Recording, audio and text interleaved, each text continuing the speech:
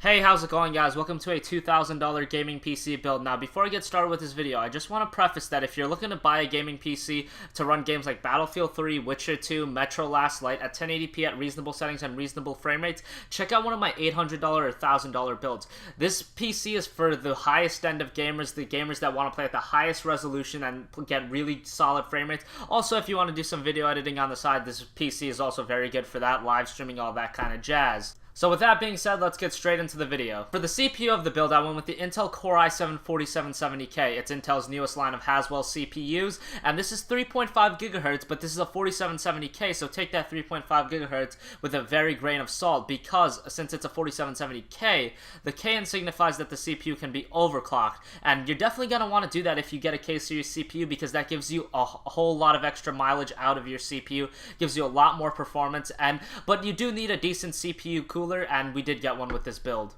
This is socket LGA 1150, it's 84 watts, and it's a quad-core CPU, but it also has hyper-threading, which basically adds 4 virtual cores along with the 4 physical cores, so it's virtually an 8-core CPU. Also, it has Intel HD graphics integrated. Now, a lot of people write this off as something that they're never going to use, but with Intel Core i7 and the Haswell CPUs in general, the Intel HD graphics is actually somewhat of a benefit, because if your graphics card ever does take a shit, you can use it as a backup for a little bit, because it can run titles like League of Legends, World of Warcraft at reasonable settings. I mean, it's not a replacement for a dedicated graphics card, but it's definitely better than previous Intel HD series. Now, the i7-4770K doesn't perform much differently than the 4670K, but I wanted to add this into the build because I think a lot of people that are going to buy a $2,000 build are also going to be doing some video editing, some live streaming, some recording, so I always like having that option, so that's why I went with the i7 instead of the i5. Now, the only real negative I can say about this CPU is ever since Sandy Bridge, the overclocking window has been getting smaller and smaller. So from Sandy Bridge to Ivy Bridge, it's gotten smaller, and from Ivy Bridge to Haswell, it's gotten smaller. So it's not as overclocking friendly as, say, the i5 2500K from a couple years back, but it's still pretty good at overclocking if you have a decent CPU cooler. Speaking of the CPU cooler, the one I went with for this build was actually water cooling, which I typically don't do, but I figured since we have the budget to do it, I'd just go for it, and I went with the Corsair Hydro Series H100i. Now, this is a CPU cooler that's going to keep your CPU extremely cool and allow for extensive overclocking options. Now, with this cooler, you can probably take the i7-4770K to about 4.4 GHz and still remain in the cool area, so at peak, you're probably going to be running at about 50 degrees Celsius. So for about $100 on Newegg, this was an obvious choice for the build.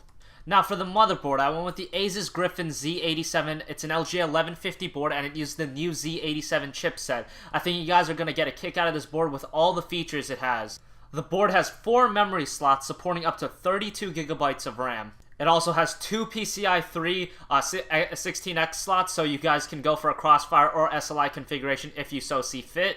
And it has 6 SATA 6 gigabit per second slots, so that's going to be really good for all your hard drives and storage devices. Now, this motherboard comes to the market at about $170, but it also has a $10 off promo code on Newegg right now, so shop around and you guys might be able to find some good deals on this motherboard. Now, moving on to the power supply, I wanted to get something really solid in this build. Typically, I go with like a Corsair CX750, but that's a bronze, 80 plus bronze certified. I wanted to get something gold certified because our budget could really...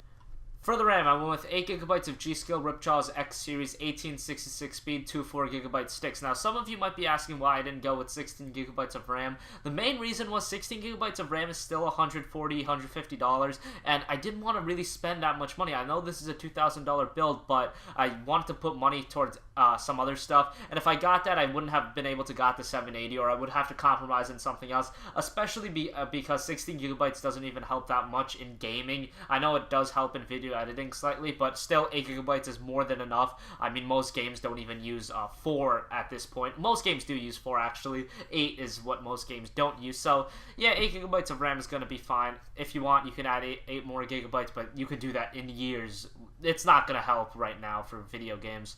Afford it, so I went with the Corsair HX Series HX850. It's an 850 watt power supply, and it's Crossfire ready, and it's 80 plus gold certified, and it's modular, so this power supply is very, very good for about $160. Now, that might be on the pricey side for a power supply, since typically I recommend around $70 to $80 power supplies, but since we have a $2,000 budget, it was something easy to fit into the budget.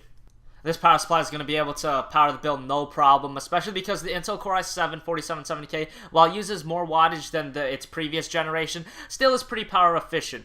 So for the graphics card, the meat of the build, I went with the EVGA GTX 780. Now, why EVGA? Well, I really like their ACX cooler, not only because it performs really well, but because it looks so cool. I know a lot of people don't care about that, but look at the ACX cooler. Just go on Google Images and you can find it, or Newegg, and the ACX cooler just looks friggin' badass. And moving on to the actual performance of the card, which I think you guys care about more, the 780 is not an absolute beast for the price. It's about $650, which yes is on the steeper side, but if you're really trying to get a card to game at 2560 by 1440, this is really the best option. I know the Titan is out there, the 7990, but those are $1,000, and even in a $2,000 build, that's kind of hard to fit in. I mean, I'd rather save the $350 for a slightly slower card and put it on other aspects of the build. Now, most describe the 780 as an underclocked Titan, which is a pretty good description because this card is pretty damn fast, and for $650, you really can't go wrong. It really kills the purpose of having a Titan. Moving on to the SSD and the hard drive. The hard drive I went kind of high-end on. I went with the Western Digital WD Black 2TB, 7200 RPM at SATA 6 gigabit per second. Now, why a black? Well, a black, some people have asked me before, is high on power and performance. So it's very performance efficient, but it also uses more power. But considering we got an 850 watt power supply, I don't think that's going to be a huge problem. The black drives are extremely fast, so this is going to be your main storage drive for a lot of your games. But for the SSD, I got a Crucial M4 256 gigabyte. Now, this might be enough for some people to fit all their games, since some people only store 4 to 5 games. They play Battlefield 3 and, you know, only the high-end games, so maybe this might be enough, but I think the 2TB is going to come in handy for a lot of people, especially if you're recording Fraps videos and editing a lot. That's going to help a lot. Also, if you're downloading movies, editing pictures, stuff like that, the 2TB is going to be really good with. That's going to be a really good setup with the hard drive and the SSD. Moving on to something that I think might shock some people, I went with an Asus Black Blu-ray drive. Now, you might be asking, why get a Blu-ray drive? Who watches Blu-ray movies? Well, you know, some people actually don't pirate all the movies they watch, and they just want to go to the store, buy a Blu-ray movie, and watch it. And if you get a really nice monitor, it's really nice to watch a movie on your 2560 by 1600 monitor. They look great. Obviously, they don't run at that resolution, but that's besides the point. I figured a Blu-ray drive, since we could fit it into the budget. A lot of people are going to be wanting to watch Blu-ray movies, since they're not pirates. I'm sure if people can afford a $2,000 gaming PC, they're willing to spend $20-30 on a Blu-ray movie. And I just figured, you know, some people are going to enjoy this, some people aren't, but, you know, only $56, and it's actually on sale right now, so you might want to jump on it soon. That's a pretty good deal for a Blu-ray drive.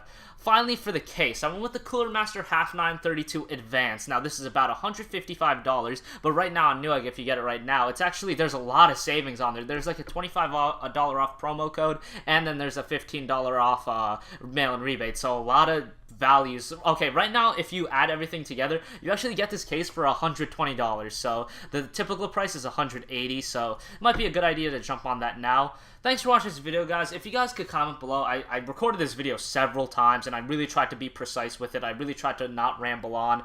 So thanks for watching this video, guys. I tried to be a little bit slower, and thanks for watching. And if you guys can leave your thoughts in the description or comments below, I would really appreciate that. Thanks for watching, and I'll catch all of you later. Peace.